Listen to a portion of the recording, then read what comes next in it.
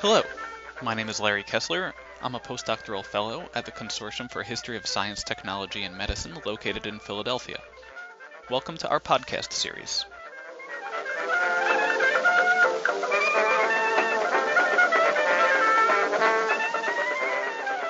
In this series, scholars discuss their books with readers from a variety of professions and backgrounds. Today, we're discussing urban environments, air quality, health, and reconstructing the sense of smell in the past with Melanie Kiechle.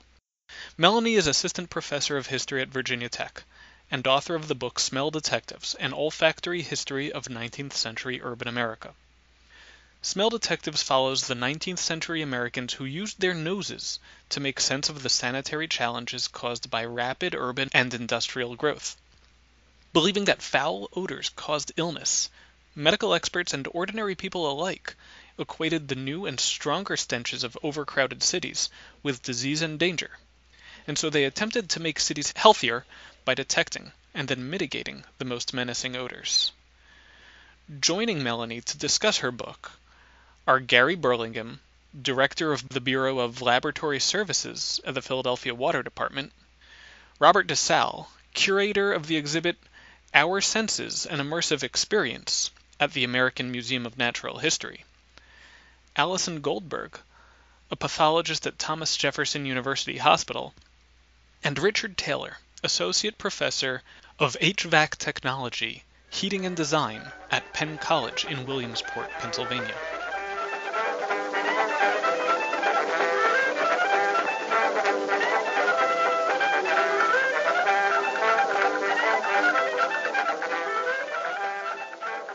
This is Melanie Kiechle. I'm an assistant professor of history at Virginia Tech and the author of Smell Detectives, an olfactory history of 19th century urban America.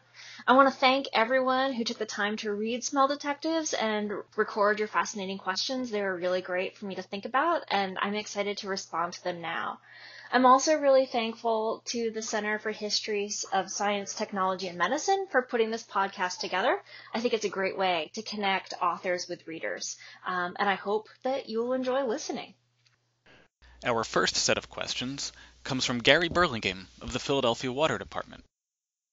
People's lives in general were more odorous back in the 19th century as compared to today. Today we deodorize our bodies and homes and then re-add scents back to them. We even expect our bathrooms to be without any hint of smell. If we were to go back in time to the mid-1800s, how appalled would we be at the everyday smell of life, even without the addition of all the industrial stenches? Gary, thank you so much for this great question about time travel. I like watching Timeless on TV, and I'm always surprised that the actors aren't bothered by the smells of the places that they go in the past. I think in order to think about this, how we would react to the stenches, say in New York in the 1870s, we have to really think about two different things. One is what New York smelled like then, and the second thing is, are we familiar with those smells in our lives today?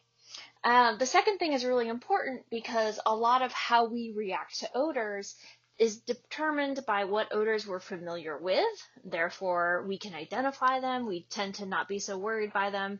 And odors that are unusual to us. Often unusual odors, meaning odors we don't encounter often in our daily lives, raise alarm bells and raise questions.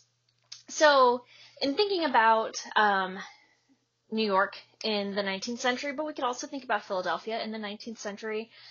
There's a lot that's pretty different from what those cities are like today.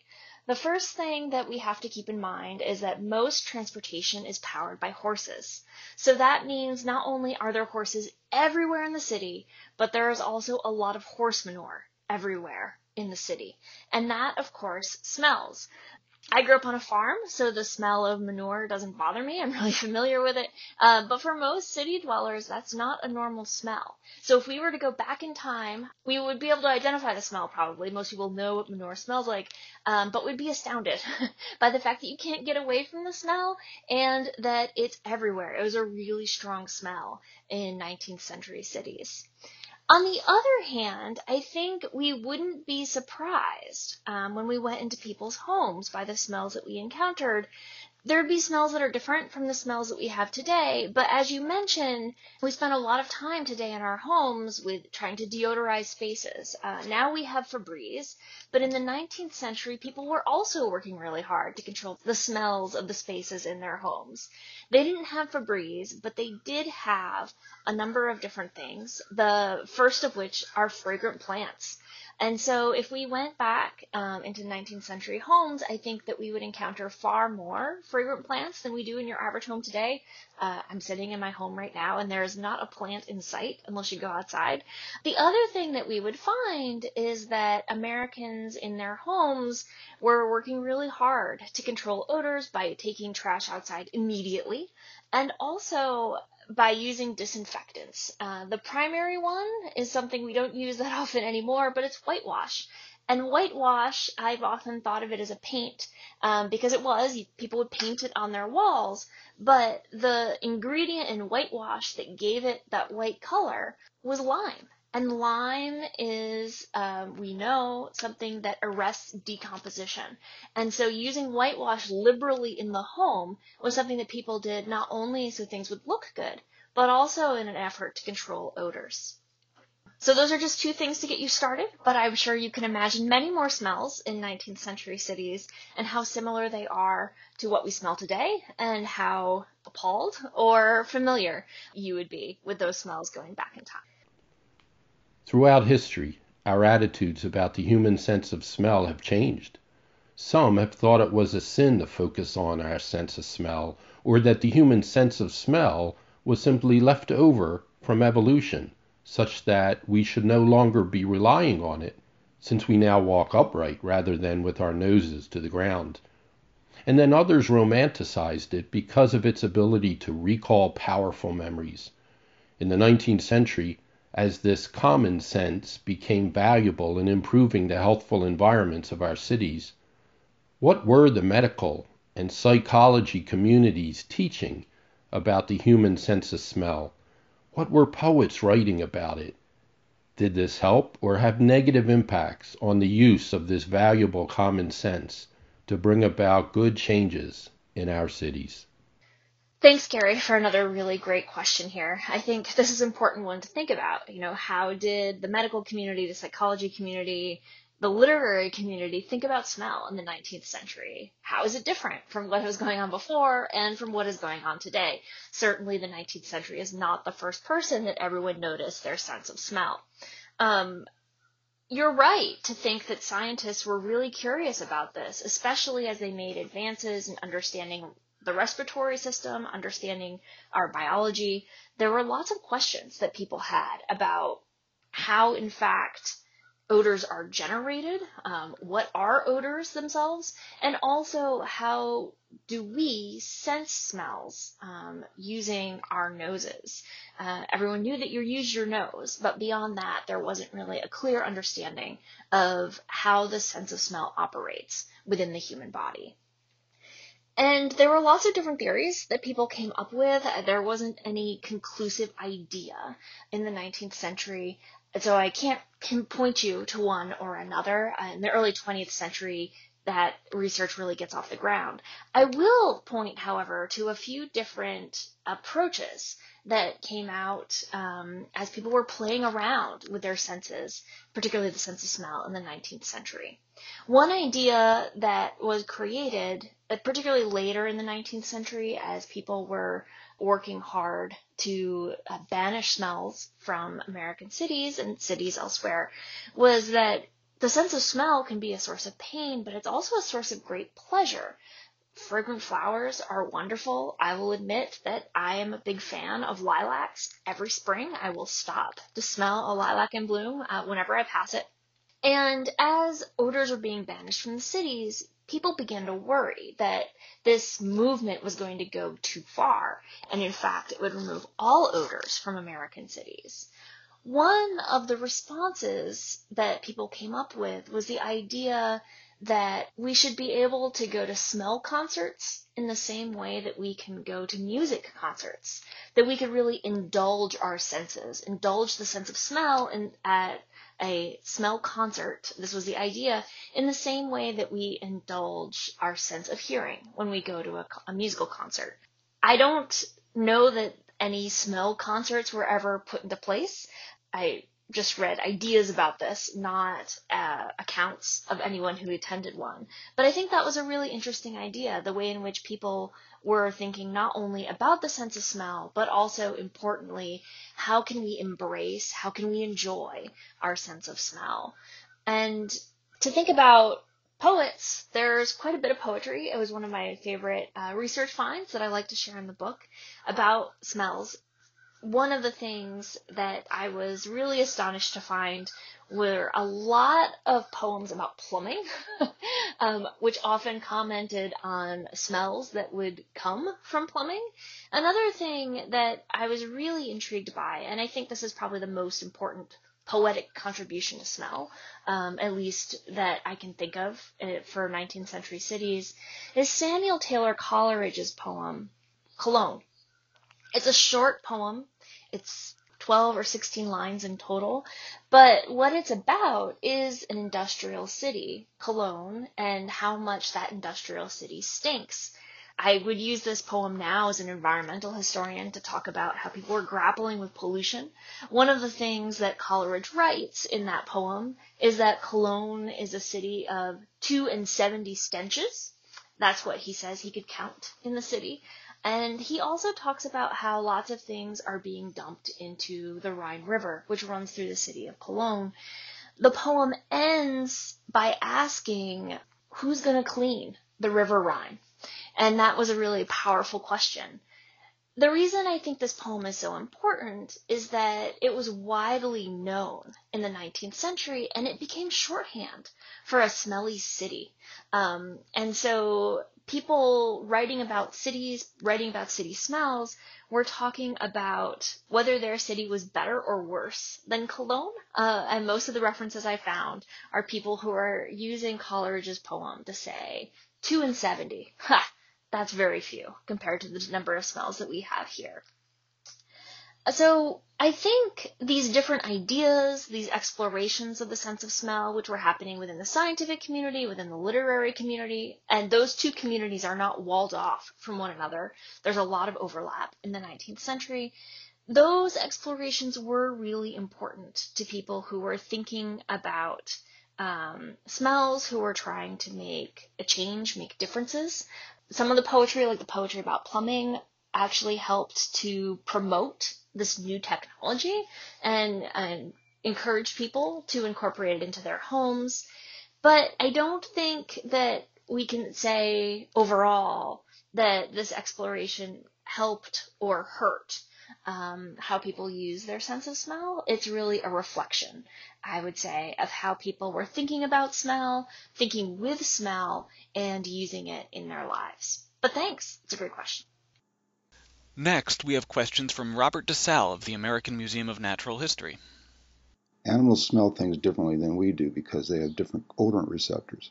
The number of receptors can also vary so that some species have double, even triple the number of receptors that humans have. Have you given any thought to how, say, a dog might have reacted to 19th century cities compared to our ancestral wolf stock, or even to a dog in the city of New York, say? Rob, thank you so much for asking me about how animals navigated these cities. Because you're right, when cities were really smelly, it's not just humans who would have noticed that. Certainly the dogs in 19th century cities were smelling quite a bit. So were the pigs that were roaming streets looking for something to eat. These were natural scavengers in the way that pigs were used in the city. A lot of the people who owned pigs, who were the poorer folks, would defend the pigs' right to the city, arguing that they actually cleaned the city up because they ate a lot of the waste when no one else took care of it. But if we're going to think about how animals were reacting to 19th century cities, I think we need to consider not just pigs and hogs, as well as dogs. Early in the 19th century, as Catherine McNor has explained in Taming Manhattan, both of those animals fell into pet categories, and that's something that changes as the city government tries to take a closer rein on Manhattan's environment. But we also have to think about animals that certainly have been in American cities for a really long time. They're still there today, but we often don't like to think about and we hope not to encounter. So I want to recommend another book that will help you think about rats and how rats navigate cities. So I would direct you to a wonderful book called Pests in the City. It was written by Dawn Day Beeler, and she does this fabulous job of getting us, inside a fly's eye, as well as thinking about how bedbugs and cockroaches and rats navigate urban environments. What makes these environments good in the perception of animals that we consider pests, and also how they move through those environments. Smell is really important, not just for pigs in locating food, but also for rats in locating food. And so when we think about why people were so concerned with controlling odors in their home in the 19th century, as well as today, we have to consider what those odors would attract. And Dawn Beeler's book is definitely the place to get some insights into that, even though she starts not in the 19th century cities that I'm working in, but a bit later, towards the end of the 19th century. So there's a little bit of overlap, but she can definitely give you that sense of how animals have smelled and navigated our cities, as well as the other senses that these pests have used to really make cities their homes, as well as ours. Thanks again for that great question. New York City today is a very smelly place, especially in the dog days of summer. What about the city of the future? What might it smell like? Usually my line is that I'm a historian, so I don't do any forecasting. I like to stick closely to the past.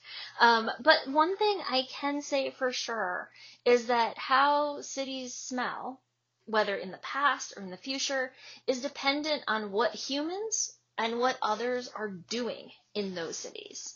A lot of the transformations in the smells of our cities now to the smells of 19th century cities have to do with actions and processes we've allowed in our cities, as well as things that we've eliminated from the urban environment. So, for instance, in the 19th century, people were driving livestock as well as horses through city streets. Today, that's not common in American cities, but we've replaced a lot of that with cars. And so we have a new smell and a different smell, which is exhaust coming from all of those vehicles. Now, the city of the future, perhaps in the future, will switch over entirely to electronic vehicles and we won't have the exhaust issue. But maybe we're going to go in a different direction.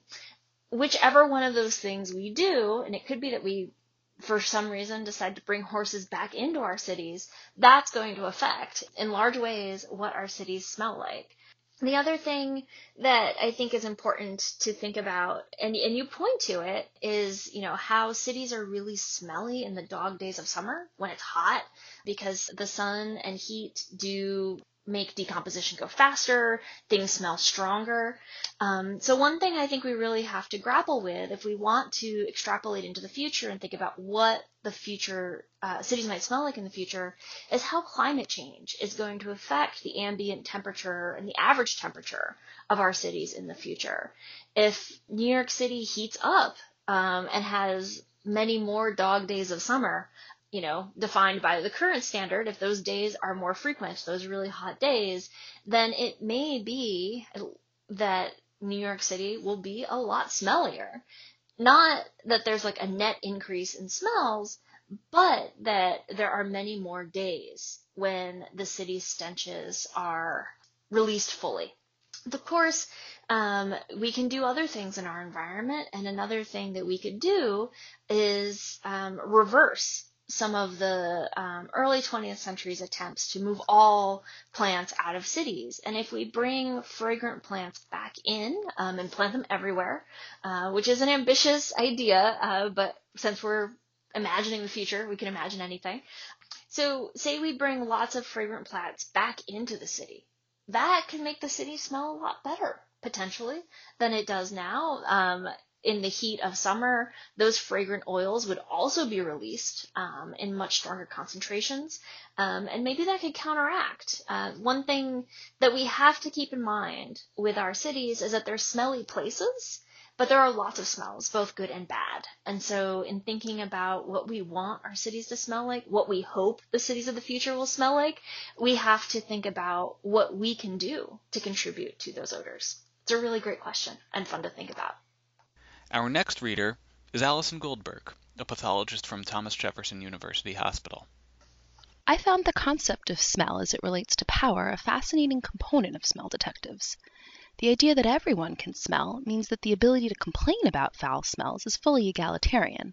I wonder, however, how that egalitarianism conflicts with the advanced knowledge necessary for understanding the causes and consequences of smells. Does that take away from the egalitarian nature of smell? Hi, Allison. Thank you so much for reading Smell Detectives. It's definitely a different way of tracking diseases to their causes than you do today as a pathologist. And so I'm really interested in how medical history reads to today's medical practitioners. I really like this question about the idea that everyone could smell, and so the sense of smell was somehow egalitarian in the 19th century. However, I just want to caution us from going too far towards that egalitarian vision, where everyone could smell bad things and therefore everyone had some control, because what happened in 19th century cities is people would smell things and then they would write complaints, often to the city government. But 19th century cities, like our cities today, certain members of the population were listened to far more readily by the city government than others. And so what we can look at and think about in how people all had the sense of smell, where it's not egalitarian, is how all people were able to access the government and create change around the odors that bothered them. So to think about that, the egalitarian nature or not of smell, one thing that has changed since the 19th century is that we now know, you certainly know, odors don't cause disease. That's really different from how 19th century Americans understood miasma, foul airs that they believed did cause disease when they breathed them in. Since we know now that odors don't cause disease, odor complaints just aren't a big deal, certainly not the kind of big deal they were in the 19th century, and they're rarely taken seriously today.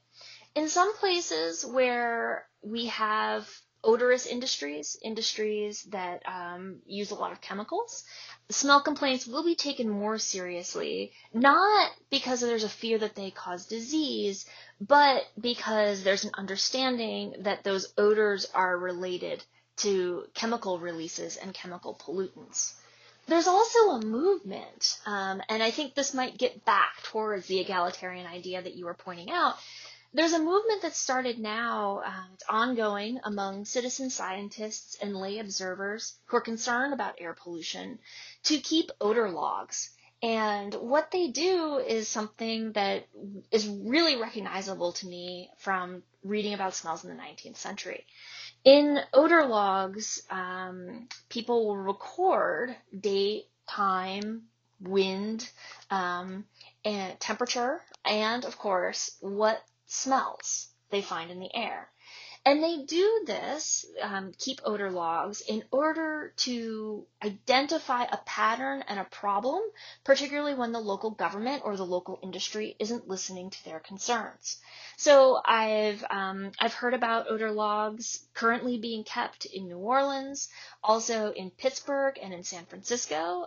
There are apps where people can record what they're smelling, rate the odor that they're smelling, and all of that information is going in. It's being used by departments who work on the environment, as well as departments that work on health within those cities' governments. And also in Houston, there's a growing movement to keep odor logs as a way of tracking what's in the atmosphere. It's not a measurement of what's in the atmosphere strictly, but those odor logs can be correlated with measurements that scientists and meteorologists are taking.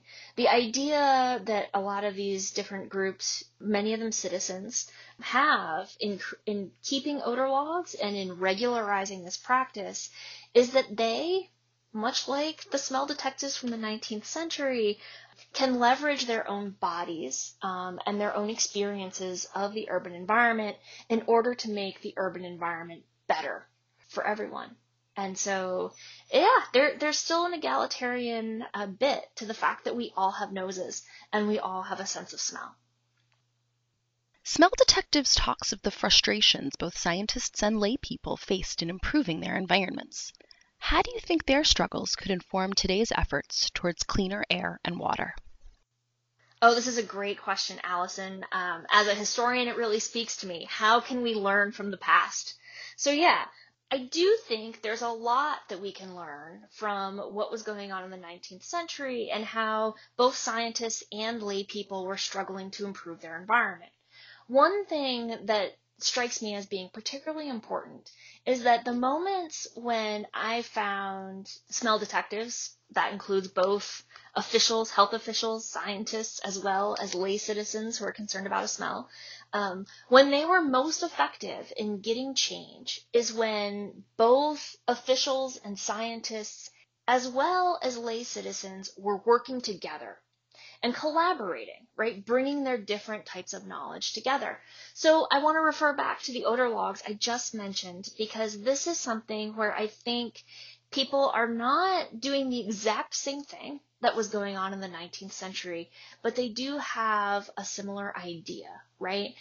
And they can create collaboration around that. If when lay citizens are keeping odor logs, there are also scientists who are working with them, right? Who don't dismiss what lay citizens are doing, just say, oh, that smells, but actually correlate or corroborate those odor logs with their chemical analyses of air quality.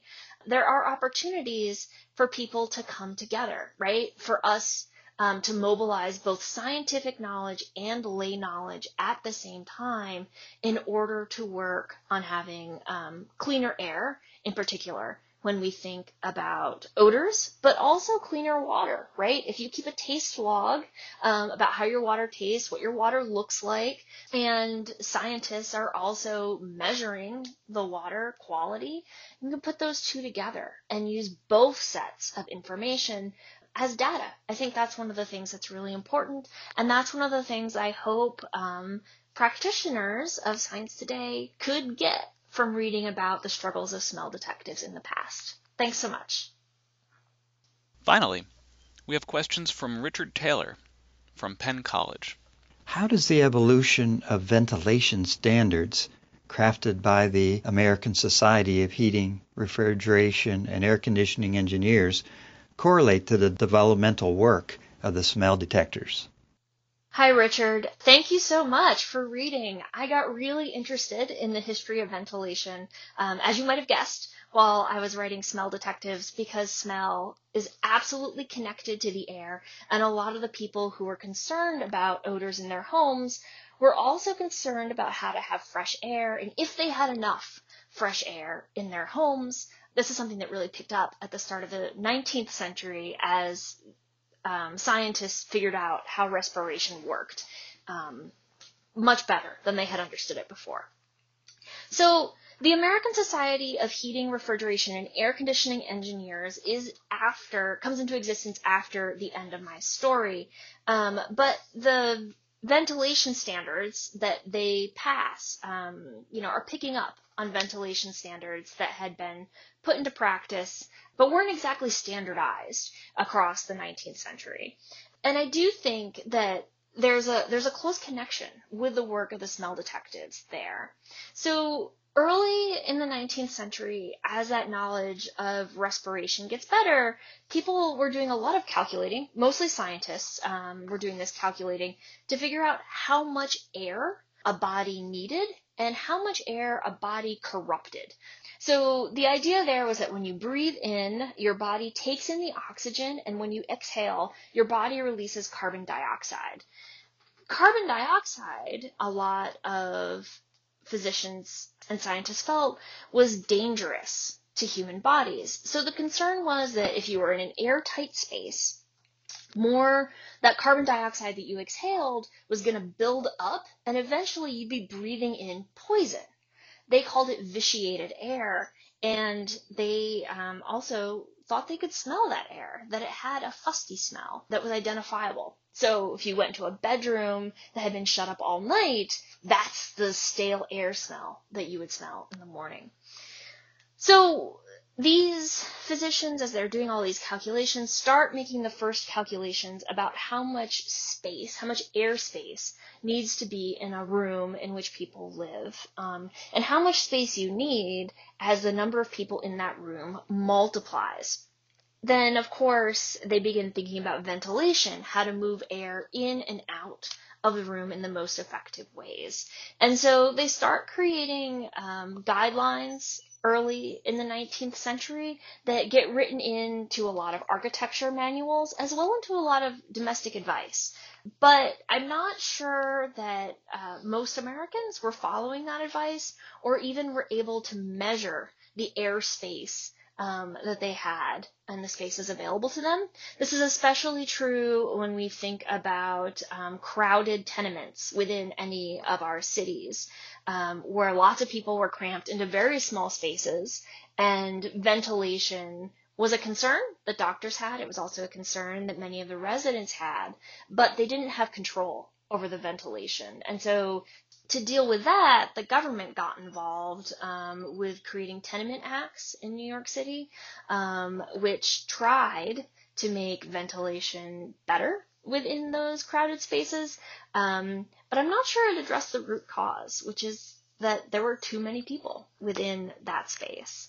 So that's my answer for you. Obviously, as a lot of these techniques became better and as air conditioning came in at the very end of the 19th century and the start of the 20th century, discussions about air and ventilation standards changed.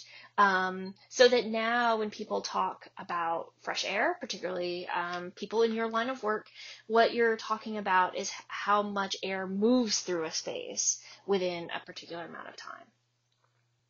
When did the changes from open fireplace heating to metal stovebox heating to central steam heating in multifamily buildings in New York City occur? And how did that affect ventilation strategies? This is another really great question. So technologies within the home, of course, impact more than just the technology itself, and changes in heating technology did make a lot of difference to the air that people breathed. I can't give exact dates for when technologies transferred from open fireplaces to stovebox heating to central steam heating. Often not because there aren't specific dates when new inventions were introduced, but because implementation of those new technologies often took a long time. I can say, however, that when we look at particularly domestic advice, like the works of Catherine Esther Beecher, we see her reacting to those new technologies and giving women as housekeepers new guidelines of what they should do, of how they can make sure that they have fresh air in their home. So open fireplaces were natural ventilators, particularly early in the 19th century when houses were not airtight, very different from our construction methods today.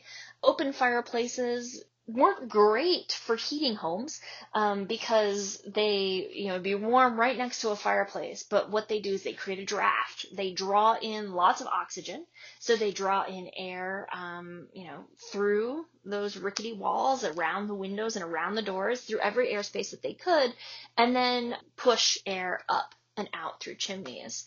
Benjamin Franklin realized that early on. He devised the Franklin stove. Lots of other inventors were also working really hard to develop alternative heating technologies. But when they came up with these new stoves that would consume less firewood, certainly, and use different sources of energy. Coal is one. People reacted to them in interesting ways. So with the introduction of iron stoves, like a wood stove, some people didn't like how they smelled. They preferred the smell of the open fireplace to the smell of that heated iron. And they talked about that as being a bad change. They also talked about, and Andrew Jackson Downing is someone who railed against these new stoves for this, that the fact that rooms would be too warm, overheated, in fact, compared to when you had all those drafts that the fireplace was creating. And so with every technology that came about to change heating, within the domestic guides, the works that are being written by women for other women about how to care for the home, there would be new strategies for ventilation. So one of the things that Catherine Beecher recommends, if people are adopting new heating technologies into their home, she updates her recommendations. It's really helpful. In the 1850s and the 1860s, she starts talking about how you should arrange your rooms and also leaving doors open between rooms, as well as opening some windows, depending, in order to ensure a flow of air throughout the home. And that's one of the ways to make sure things would stay ventilated. And yeah, that's a little bit that I can tell you to help. I am still hoping that someone's going to write a really thorough and detailed history of ventilation, because it's a topic that I found fascinating, and I think it would be good for us to think about and think more about. Thanks again for your questions and for reading Smell Detectives. I really appreciate it. And if anyone else has questions of smell detectives, I encourage you to get in touch. It's been a pleasure to answer these questions, and I'd love to hear from you if you've read Smell Detectives and you have questions of your own for thinking about smells and how you can find smells in history. Thanks. Bye. This podcast has been a production of the Consortium for History of Science, Technology, and Medicine. If you enjoyed this discussion of Smell Detectives and want to hear future episodes, please subscribe to the series using your preferred podcast platform. For more information on the Consortium, please follow us on Facebook, on Twitter at CHSTMORG, or visit chstm.org. My name is Larry Kiechle. Thanks for listening.